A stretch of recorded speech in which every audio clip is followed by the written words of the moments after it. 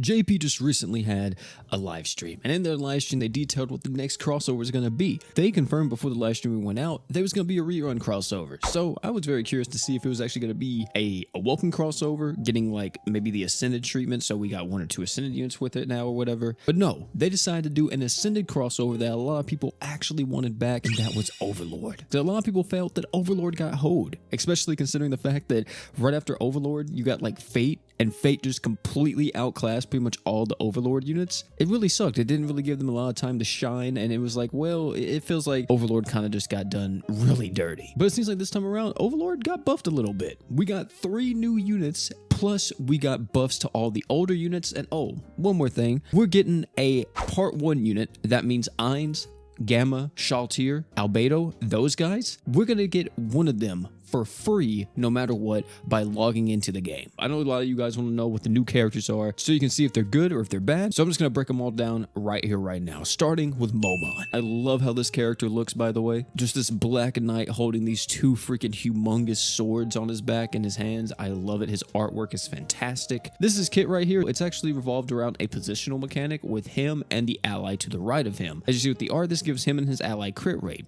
The true art is giving everybody physical damage and accuracy, which isn't too bad. The super art gets really interesting. This actually applies a dark res down, but you get more dark res down based on however many demons are on his team. So if you're running him on a mono demon setup, or since he's a dark unit, a mono dark demon setup, he's going to be applying 200% dark res down just like that.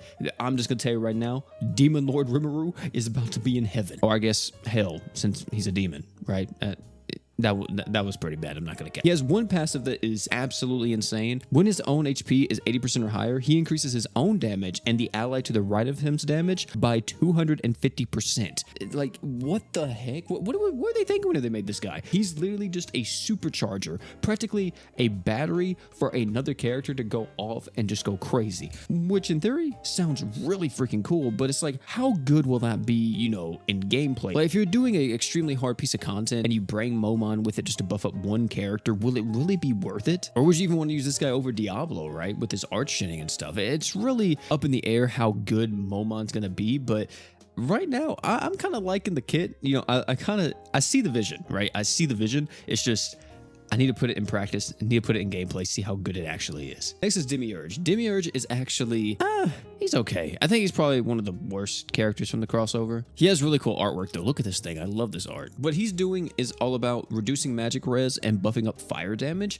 However, the fire damage that he's giving doesn't seem that crazy. As you see with the art, 50% magic res down. The true art's going to be increasing everybody's status res by 100% and gives everyone a damage barrier for 10k. Status res, you know, always good, but no cleanse. I would really like this to have a cleanse. Would have made it 20 times better. The super art is where I told you guys before the fire damage comes into play, but it only buffs up by 50%. Thankfully, the super art also refunds 100 art gauge if he's above 80% HP, so make sure you're always above 80% HP when you use Demi, so you're able to get into your super art as quickly as possible. But yeah, overall, I mean, I don't know. I'm very mixed on Demi. I love his artwork. I think he looks really cool, but like the stacking mechanic being on the super art and also it only being 50% seems really low. However, it does last for a very long duration, 80 seconds, so you're able to stack this pretty consistently. I will say too, it depends on how fast this super art actually is, you know, will determine how much you can actually ramp it up. And then last but not least is actually Evil Eye. This character is possibly the best character in the entire crossover now, next to like Ainz. Evil Eye is a earth demon that has so much going for her. She has more art gauge on the skill. She has damage res on the art. The true art, she's buffing up her own attack, and she also gives herself flinch res, which is pretty solid. And then the super art is an arch gen plus a magic damage buff to the entire team. She is type E arch gen, however, so same as Sunraku and all of them. And yeah, I mean, overall though, still pretty freaking good. Her leader skill is that for the first 100 seconds of a fight, she increases all allies' earth damage by 100%. It just sucks that a lot of the earth characters we have right now, especially when it comes to earth ascended characters,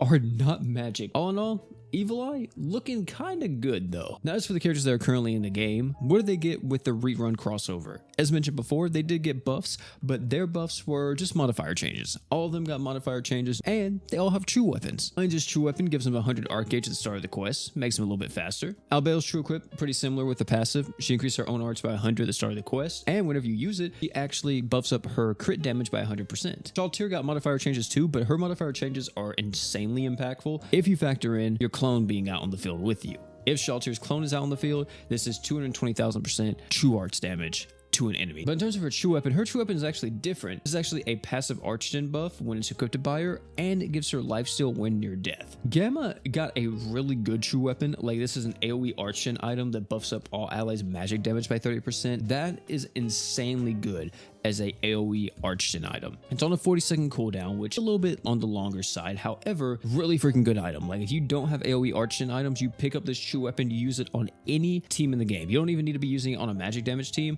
As long as you're using this, the 3 arts per second to everyone for 10 seconds is going to benefit you so freaking much. But yeah, that's pretty much it for this video, man. Tell me down below what you guys think about the rerun of Overlord. We'll probably be getting this in global in the next like month or two. Thank you all again for coming out, though. It's been your boy P. If you enjoyed this video, have a check out either one of the other videos popping on the screen right now. Great content, guarantee you'll love them. Oh, and one more thing before you leave, don't forget to drink water.